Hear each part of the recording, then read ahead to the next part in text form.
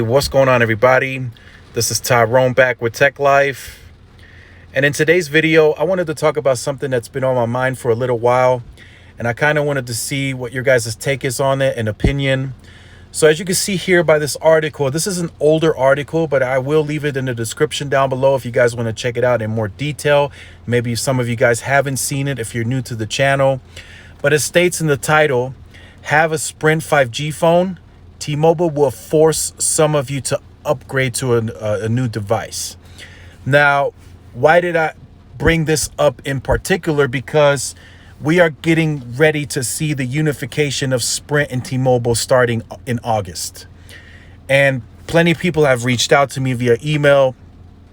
I talked to a few people that have insight, and they've been giving me some information. Of course, all of this is unofficial until it's official. But in terms of, forcing some of you to upgrade to new devices, what about the plans? So most of you are going to be grandfathered. If you're a T-Mobile customer, you're grandfathered into the plan that you have, and the same with the Sprint customer. But what if you want to make any changes to your plans?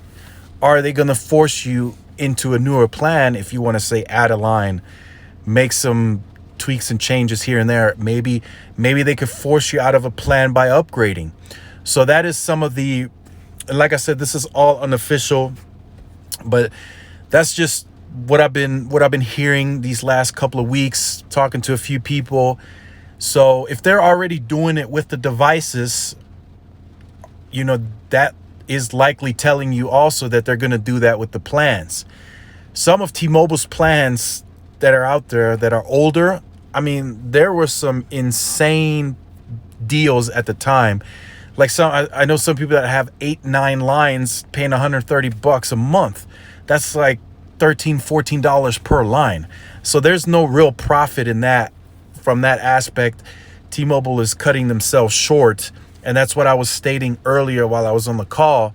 I was like, John was able to run the company his way and it worked.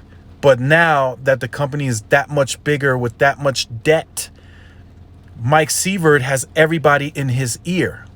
Deutsche Telekom, board members, investors, everybody's in his ear saying, hey, we need to make more profits. We need to make more money.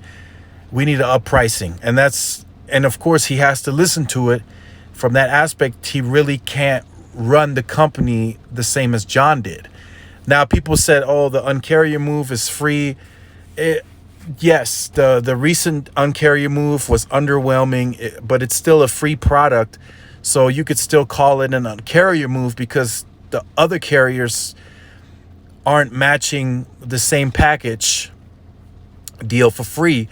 You can get a free version of the same thing that T-Mobile's offering with AT&T and Verizon, but in order to match feature for feature, you have to start paying for the more premium on AT&T and Verizon, whereas with T-Mobile, they're giving you the entire package for free. So, to be honest, that's not really a great source of revenue or a big moneymaker, so to speak. So I could understand why T-Mobile would give that for free, and I could also see Verizon and AT&T doing the same for free in the future, especially since the FCC is so heavily involved in the scam blocking and spam calls and scams and all that. So I could see both Verizon and AT&T doing the same in the future. But for now, T-Mobile is the only one doing it, so they decided to call it an Un-carrier move, which is, Un-carrier is do something that the others aren't doing, and that is technically what they're doing.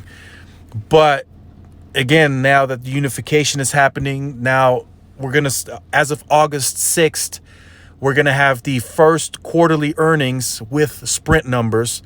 So the balance sheet is going to take on all that debt and everything else. So T-Mobile is going to have to start making more profits. So they're going to start, people are saying they're going to start becoming a carrier. Yes, you could say that if you choose to. They're going to start trying to upsell you into this and that, insurances. They're going to do all that coming up.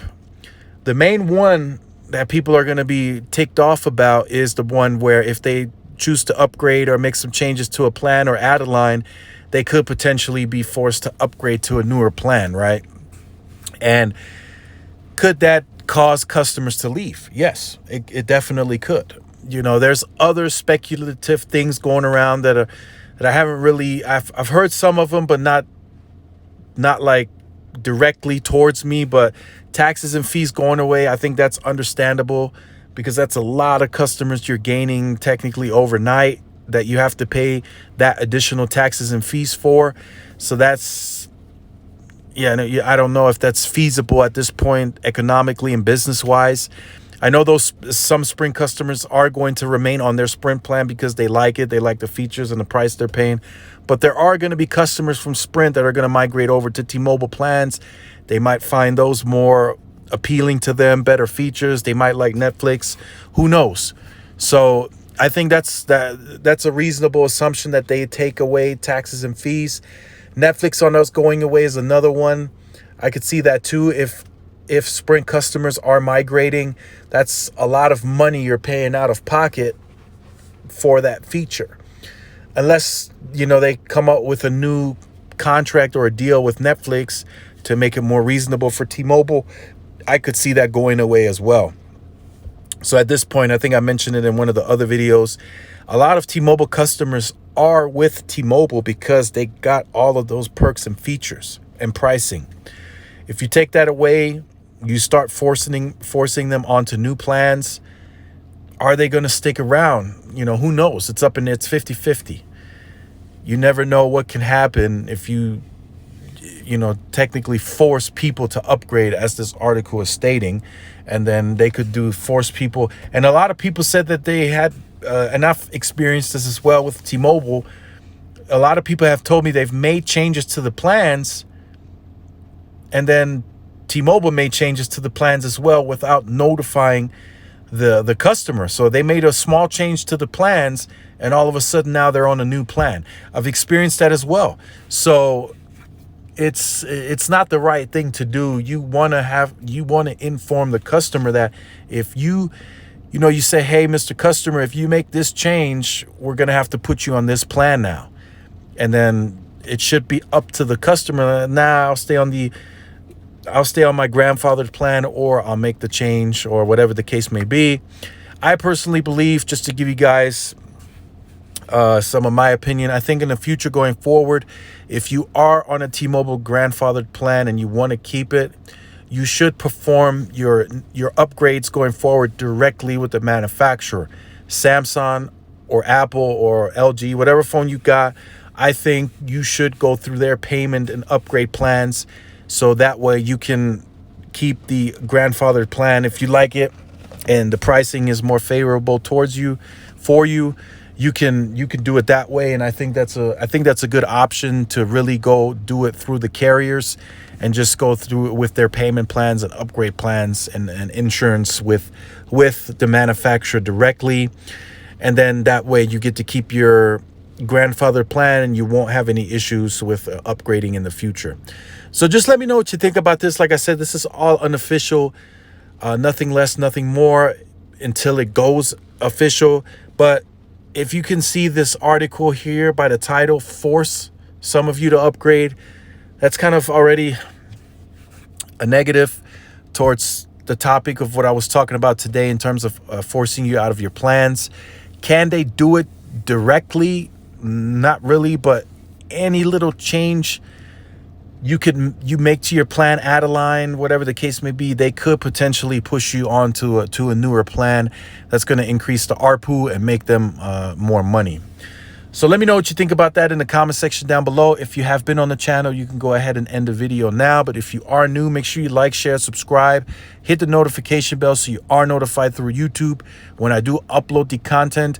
Make sure in the settings itself on YouTube, you have the push notifications enabled, so it does show you when the content is uploaded.